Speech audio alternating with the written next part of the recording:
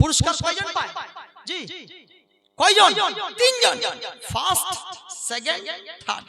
আল্লাহ নবীকে বলছেন ইয়া রাসূলুল্লাহ খিদমত করব কার? বলছে তোমার মায়ের। ফার্স্ট পুরস্কার কে নিয়ে গেল বাপ? কে নিয়ে গেল ভাই? মা। তারপরে কার খিদমত করব? রাসূলুল্লাহ বলছেন তোমার মায়ের। সেকেন্ড পুরস্কার কে নিয়ে গেল? মা নিয়ে গেল। ইয়া রাসূলুল্লাহ তারপরে খিদমত করব কার? আবার রাসূলুল্লাহ বলছেন সুম্মা উম্মু, তোমার মায়ের। মানে থার্ড পুরস্কারটা মা নিয়ে গেল। এবার রাসূলুল্লাহকে আবার জিজ্ঞাসা করানো হচ্ছে, সাহাবী জিজ্ঞাসা করতেই আছেন, ইয়া রাসূলুল্লাহ বাপ এত সুন্দর করে পোশাক নিয়ে এসে দেয়, চকলেট নিয়ে এসে দেয়, বিস্কুট নিয়ে এসে দেয়, নানান যাবতীয় জিনিস নিয়ে এসে দেয়, বাপের জন্য কি কিছু নাই? রাসূলুল্লাহ তখন বলছেন যা সুম্মা আবিক, তোমার বাবা। তাহলে এখানে কয় নম্বর দেওয়া হলো?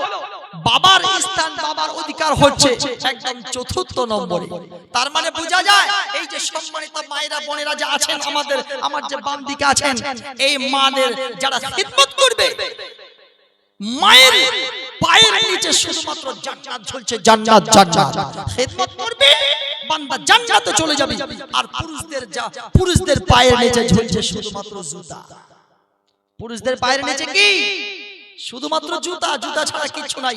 আর মায়ের পায়ের নিচে ঝুলছে আল্লাহর বেহেশতে জান্নাত ঝুলছে।